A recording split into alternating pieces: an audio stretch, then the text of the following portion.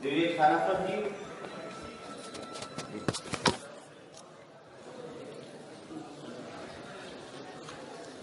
आदरणीय शहर के विधायक संजीव राजा जी, पूर्व विधायक जी अनिल जी पाराशर, आदरणीय जगमोहन जी गुप्ता और संचालन कर रहे मनीष राय जी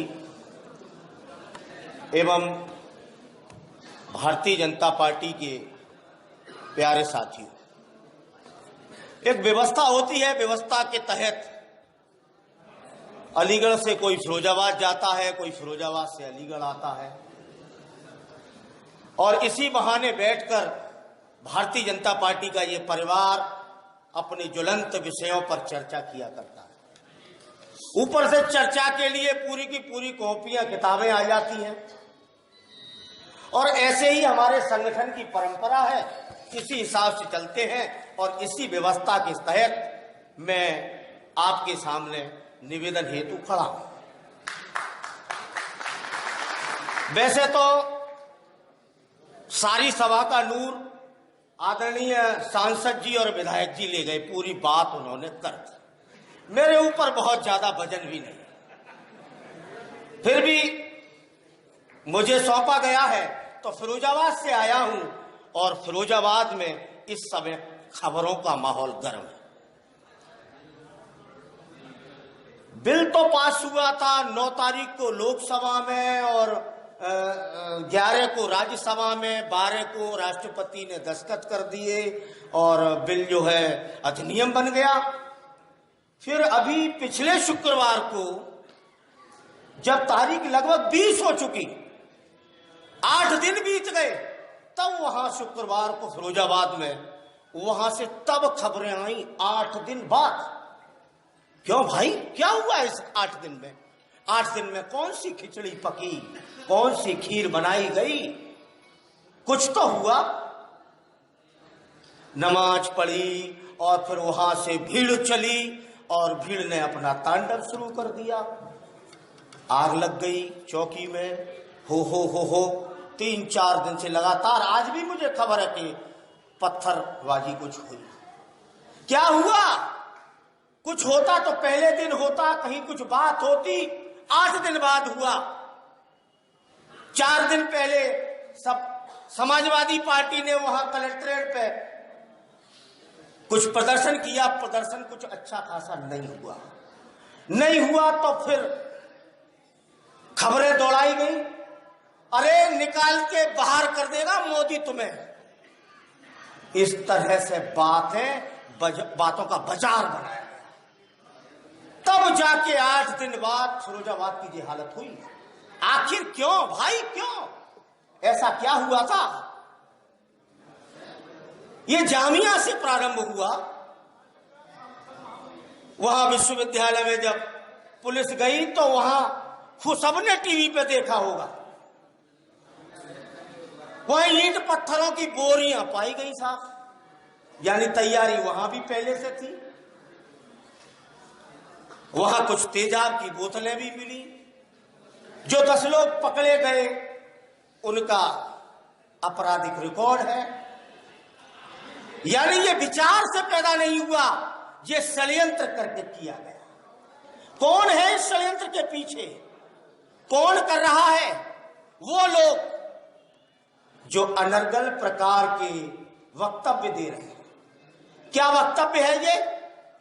आपको प्रियंका गांधी का वक्तव्य मिल जाएगा अभी टीवी पे, आप देख लीजिए, कहीं गूगल पे देख लीजिए। CAA गरीबों के खिलाफ है। यार मुझे तो बात ही नहीं समझ में आती, ये गरीबों का कहां आ गया ये? सोनिया गांधी कहती हैं ये अल्पसंख्यकों के प्रति भेदभावपूर्ण है। अरे पाकिस्तान, बांग्लादेश और अफगानिस्तान के अल्पसंख्यकों को राहत देने के लिए बनाया गया अमेंडमेंट यहां के अल्पसंख्यकों के लिए क्या परेशानी कर रहा है? बस आपने वक्तव्य दे दिए और आपने जिम्मेदारी की बात नहीं सोची। आपने सोचा नहीं कि देश में गलतफहमी फैल जाएगी। आप नेता लोग जिम्मेदार हैं। वो ममता बहन जी, ममता दीदी, जो मनमोहन सिंह जी के कार्यकाल में इन्हीं शरणार्थियों के लिए कागज के गुब्बारे ले लेकर लोकसभा स्पीकर के ऊपर फेंक के आई थी, जानते हैं लोग कि इन शरणार्थियों की व्यवस्था की जाए, और वही आज इसका विरोध कर रही है और यूएनओ में लेके जाएंगी। देश के मुसलमानों को लगा अरे ये तो बहुत परेशानी की बात है, यूएनओ में लेके जाएंगे। ये आपने गलत फहमी फैलाई। आज सड़क की आगजनी ये अफवाहों के कारण है, अफवाहों के कारण है, और ये सत्ता की लोलुपता का सबसे बड़ा उदाहरण है। केवल आपकी सत्ता की लोलुपता विपक्षी दलों की, उसके कारण मेरा देश चल उठा, जगह जगह आगजनी होने लगी। वैसे था क्या अधिनियम? बस इतना सा कि बांग्लादेश, पाकिस्तान और अफगानिस्तान से धार्मिक प्रताड़ना से पीड़ित हिंदू, सिख, बौद्ध, जैन, ईसाई, पारसी जो भारत आएंगे, भारत उनकी चिंता करेगा, उनको नागरिकता देगा। बस इतनी सी बात। अब प्रश्न ये उठता है, क्या वहां प्रताड़ना हुई या नहीं हुई? हम वैसे ही बात कर रहे हैं। तो लोग प्रताड़ना की संवेदना को समय समय पर देखते रहे। लोगों ने टीवी पे देखा है, कई बार दिखाए गए हैं वो लोग जो वहां से आए हैं, कई बार खबरें आई हैं किस कदर। अभी सांसद जी बता रहे थे कितना हिंदू था, कितने सिख थे, कितने कम रह गए। ये तो लोग जगह जगह जानते हैं। कैसे एक उलेमा वहां हिंदू के घर की जवान होती कन्या को पहले से चुन लेता और जवान होते होते उसका अपहरण कर लिया जाता है। यह कहानी अब पूरी दुनिया में मालूम है किस तरह वहां प्रताड़ना हुई है, किस तरह धर्म परिवर्तन करवाए गए, किस तरह महिलाओं को, युवतियों को गायब कर दिया जाता है। यह कहानी अब जगह जगह है। क्या उन पीड़ित की संवेदना से मैं जुड़ा? कांग्रेस ने समय समय पर माना कि हां वहां ऐसा हो रहा है। इसके एक वक्तव्य नहीं, कईयों वक्तव्य है। मैं इसकी एक प्रति यहां छोड़ के जाऊंगा।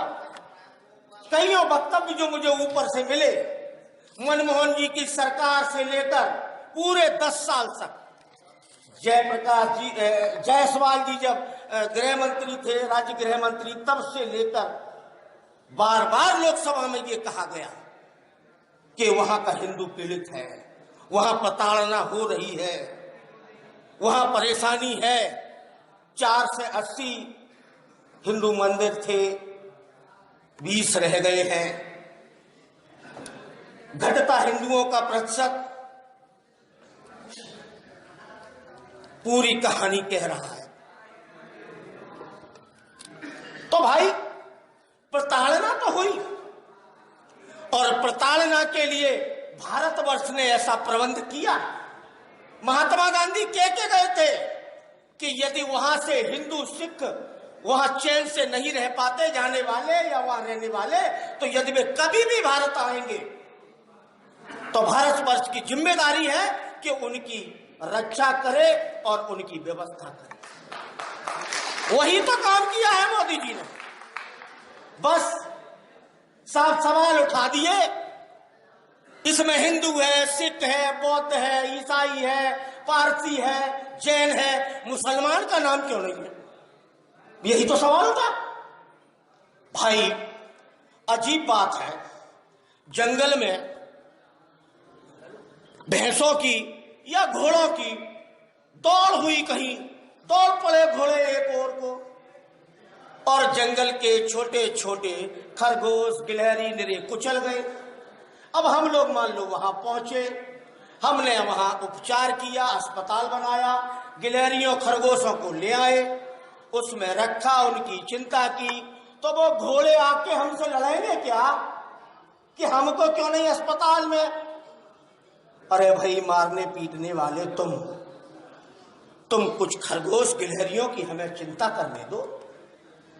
पाकिस्तान, बांग्लादेश, अफगानिस्तान इस्लामिक राष्ट्र हैं, वहां मुसलमानों की धार्मिक प्रताड़ना नहीं हो सकती। ये बिल केवल धार्मिक प्रताड़ना के लिए है, उससे जो पीड़ित हुए हैं उनके लिए बनाया है।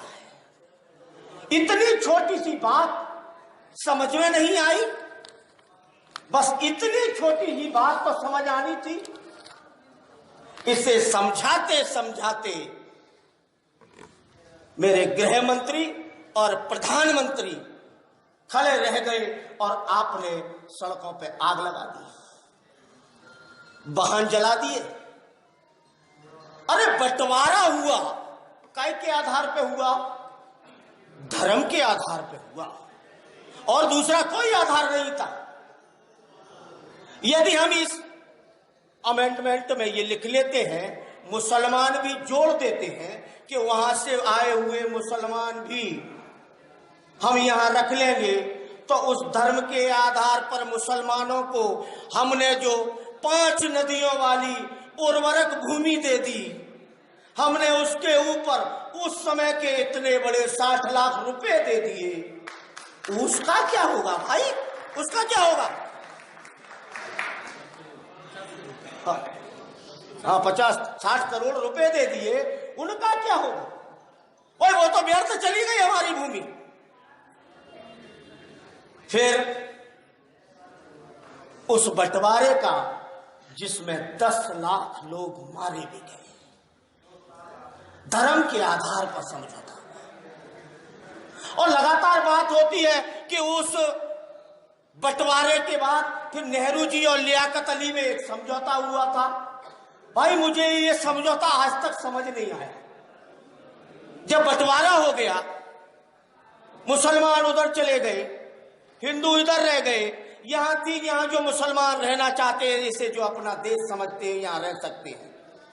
हम हिंदुओं का, भारतवर्ष के इस मिट्टी में पैदा हुए लोगों का दिल इतना बड़ा है कि वो मुसलमान जो यहाँ इस मिट्टी से प्यार करते हैं, हमारे भाई हैं, यहाँ रह सकते हैं। लेकिन उसके बावजूद भी आपको नेहरू जी को लियाकत अली से समझौता क्या? जैसे 2 भाइयों की घर बट जाए, दीवार लग जाए, ये बिल्कुल ऐसा था।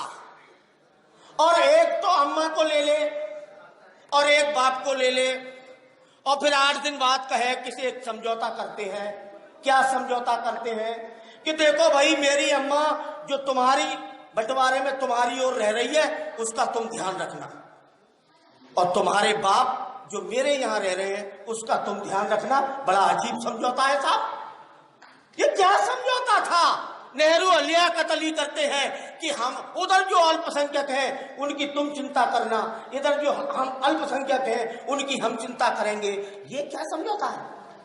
अरे जिसकी आत्मा जिंदा होती है, जो जानता है एक नूर से सब जग उपजा, वो चिंता करता है अपने लोगों की, और हमने की अपने मुसलमानों की, जो आज जनसंख्या में इतने बढ़ गए। ये कोई समझौते की बात है? ये तो जमीर की बात है, ये तो दिल की बात है, ये तो ईश्वरीय बातें हैं, ये तो आत्मा की बातें हैं, ये उदारता की, परमात्मा की बात है। ये समझौते से हल की जा सकती है क्या? लियाकत अली के बाद किए गए समझौते के बाद वहां के अल्पसंख्यकों में फिर कोई सुधार आया क्या? नहीं आया, कहीं नहीं आया। एक बात जो लोग नहीं जानते, मुझे भी अभी 8-10 दिन पहले ही पता लगा। हमारे यहां भारत के पहले कानून मंत्री भीमराव जी अंबेडकर बाबा साहब, वो हमारे पहले कानून मंत्री, जो दलित थे, कानून की ड्राफ्टिंग कमेटी के अध्यक्ष थे, हम लोग आदर से कहते हैं, और हमारे संविधान के निर्माता। लेकिन बहुत लोगों को नहीं पता होगा कि पाकिस्तान के भी पहले कानून मंत्री जोगेंद्र नाथ मंडल दलित थे। और जोगेंद्र नाथ जी मंडल जो मुस्लिम लीग के साथ चले गए थे, उन्होंने जनमत संग्रह में मुस्लिम लीग का साथ दिया था। पाकिस्तान का उन्होंने सहयोग किया था बनाने में। उस समय बाबा साहब भीमराव अंबेडकर ने आवाज लगाई थी। वो आवाज उस समय के दस्तावेजों में, बाबा साहब की किताबों में आपको मिलेगी। उन्होंने कहा था दलितों से कि दलितों, सबल समाज की और उनके अत्याचार की कहानियों को सुन सुनकर तुम सवर्णों को अपना दुश्मन मत समझो। मैं आवाज लगाता हूं, पाकिस्तान से चले आओ। ये आपको दस्तावेजी बात बताता हूं। लेकिन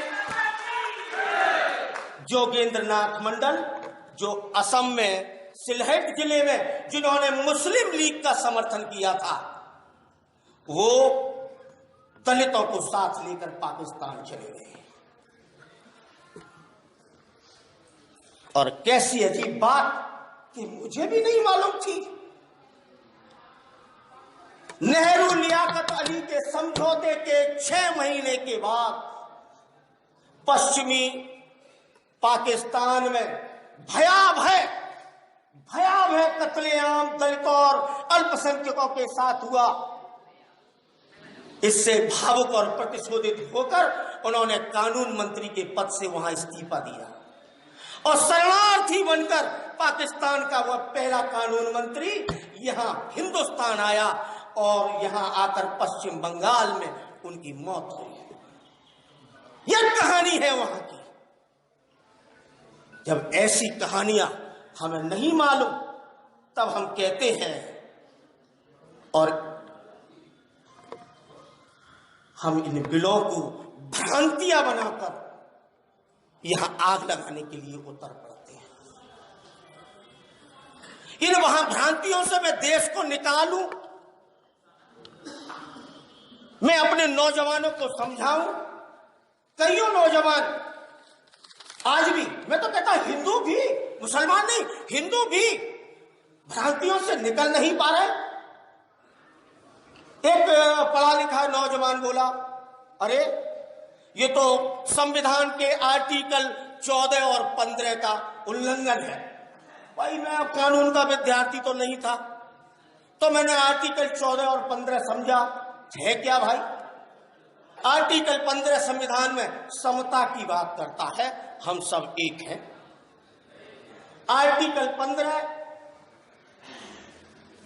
संविधान में बात करता है धार्मिक भेदभाव नहीं करना है हमें। लोग कहते हैं ये बिल इन दोनों धाराओं का उल्लंघन है। ये बिल सेक्युलर नहीं है। अरे एक मुसलमान उसमें नाम नहीं है इसलिए ये सेक्युलर नहीं है।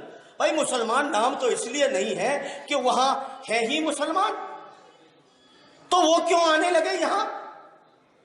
उसमें मुसलमान नहीं लिखा इसलिए सेक्युलर नहीं है। ये सेक्युलर शब्द कहां से आया भाई।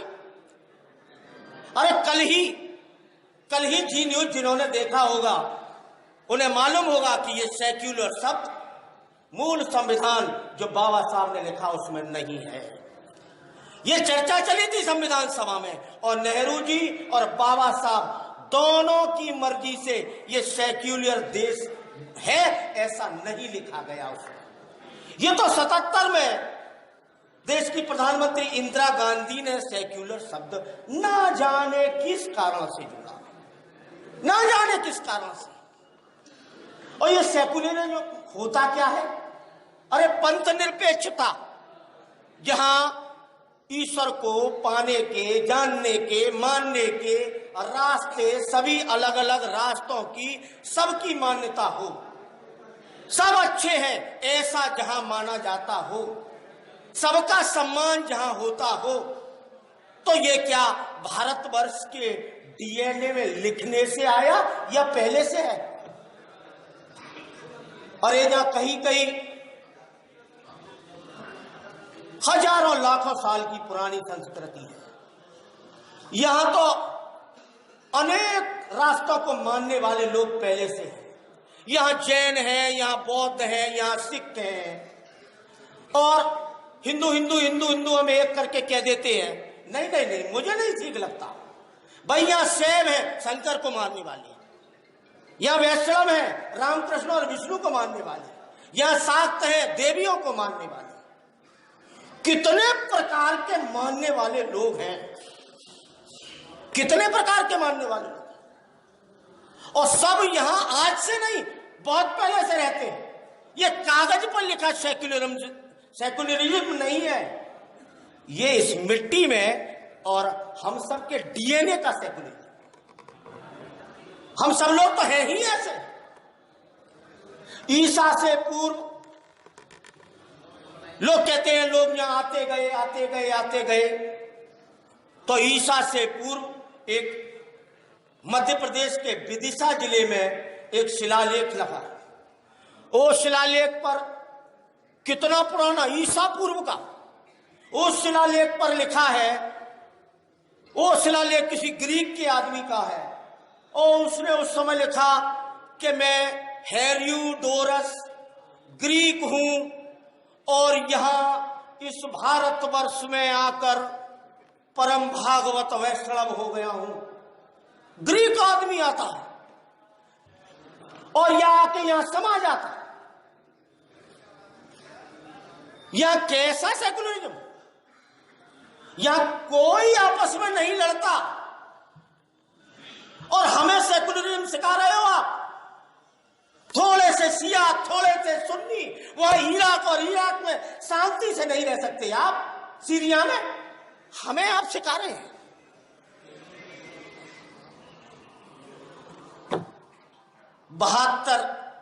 72 या 73 फिरके हैं मुसलमानों में, और कोई देश ऐसा नहीं जहां कोई 3 फिरके, कोई 4 फिरके, और हर फिरका तो स्वयं को असली मुसलमान कहता है और दूसरों को नकली।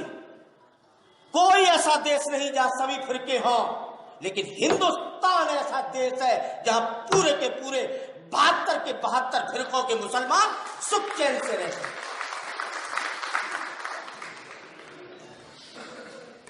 पारसी पूरी दुनिया में तो कहीं नहीं रहे, लेकिन मेरे हिंदुस्तान में पारसी समाज आज भी वैभव संपन्न है, पूरी दुनिया से मिटा दिए गए। यह सेकुलरिज्म है हमारा। हम मुंह से बोलने का सेकुलरिज्म नहीं रखते हैं, हमारे डीएनए में है। हम सबके ईश्वर का सम्मान करते हैं, बस इतनी सी बात, सबके ईश्वर का सम्मान करना। ईश्वर तो एक ही है, अलग अलग नामों से लोग उनको पुकारते हैं, सत्य एक है। विद्वान लोग उसे अलग अलग नाम से पुकारते हैं। कबीरा, बर्तन एक है, कबीरा पानी एक है, बर्तन अलग अलग। जैसा नूर, जिसने जैसा देखा उसने वैसा नाम रख दिया। यह सेकुलरिज्म हमें कौन सिखाएगा? सेकुलरिज्म और बेबात की बात फैला दी। एनआरसी बनेगी साहब, मुसलमानों को निकाल के बाहर कर दिया जाएगा। अभी कहीं बात ही नहीं हुई एनआरसी की, और एनआरसी की बात भी 2004 में मनमोहन सरकार का संसद में संकल्प है। अभी बीजेपी ने तो उसे सोचा भी नहीं, उसके कोई नियम नहीं बनाए, कोई बात नहीं की। लेकिन दुखद है, हम थोड़ा सा महसूस करते हैं कहीं ना कहीं दूरी, और दूरी केवल इतनी सी, दर्द केवल इतना सा।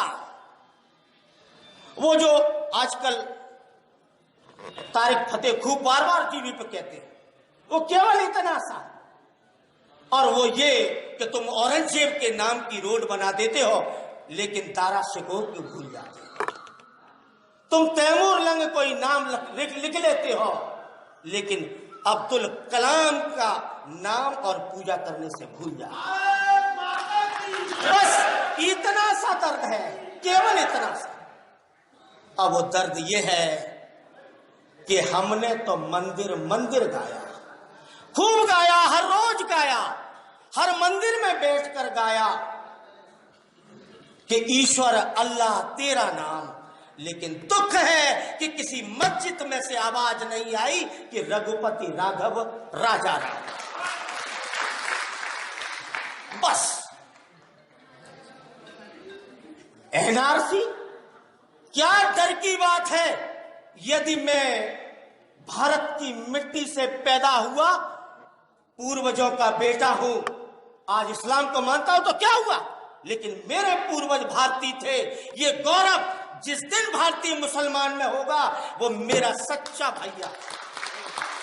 बस हम ईश्वर जाना चाहते हैं, केवल ईश्वर, हमारी और कोई मनसा नहीं है। और मनसा तो मोदी जी के एक एक काम से दिखती है भाई, एक एक काम से। 8 करोड़ सिलेंडर बांटे उस आदमी ने। पूछा किसी को धर्म कौन सा है, कौन से मुसलमान हो, कौन सी जाति के हो, फ्री बांट दिए। क्या इसकी बात विश्वास की बात नहीं बनती? 1.5 करोड़ जिस आदमी ने मकान बनवा दिए गरीबों को। आपको लगता है अधिकतर योजनाएं इसमें से मुसलमानों को ही ज्यादा मिली, लेकिन कोई बोलता नहीं, उधर से आवाज नहीं आती। कोई आदमी भारत माता की और मोदी के जय का कोई आवाज दे, हम तैयार खड़े होते गले लगाने के लिए। आयुष्मान भारत 50 करोड़ लोगों के लिए स्वास्थ्य बीमा की योजना, क्या उसमें कहीं पूछा गया कि इसमें कितने मुसलमान हैं और कितने हिंदू हैं? ये सबका साथ, सबका विकास और सबका विश्वास। लेकिन कल मोदी जी यही बातें बोल रहे थे टीवी पे, तो बोलते बोलते उन्होंने बड़ा सुंदर परिभाषा की घुसपैठियों की और शरणार्थियों की। मैं इतनी सी बात पे अपनी बात विराम दूंगा कि जो शरणार्थी है वो भाग के वहां प्रताड़ना से आया है और वो स्वयं थाने पहुंच जाता है कि भाई मैं सताया हुआ पाकिस्तान से या बांग्लादेश से आया हूं, मैं अब यहीं रहूंगा, अब मुझे भेजना मत, मैं विदेशी हूं, मैं इस देश का नहीं हूं, लेकिन अब मुझे निकालो मत। वह स्वयं किसी सरकारी ऑफिस या किसी थाने पहुंच जाता है। मोदी जी देते हैं परिभाषा कल। और लेकिन जो घुसपैठिया है वो घुसपैठिया स्वयं नहीं पहुंचता, वो इस भीड़ में खोने का प्रयत्न करता रहता है। तो भाई मोदी मेरा बहुत जिद्दी है। कहते इतनी बात कहते बाद में फिर वो बोले कि अच्छा एक काम करोगे? पब्लिक बोली क्या? कि सफाई करनी है। वाह मोदी जी वाह, तुम्हें झाड़ू याद रहती है हर समय। कहां की बात चलते चलते आई और सफाई अभियान की बात करने लगे, तो मुझे लगता है एनआरसी तो होगा, क्योंकि मोदी जी का सबसे बड़ा अभियान सफाई अभियान है। और अंततः यह स्वच्छता अभियान तो चलेगा, लेकिन भारतवर्ष के जो मुसलमान हैं, जो इस देश की मिट्टी से पैदा हुए हैं, वो मेरे भाई हैं, भारतीय जनता पार्टी के हैं, इस देश के हैं, मोदी के हैं और अमित शाह के हैं। भारत माता की जय।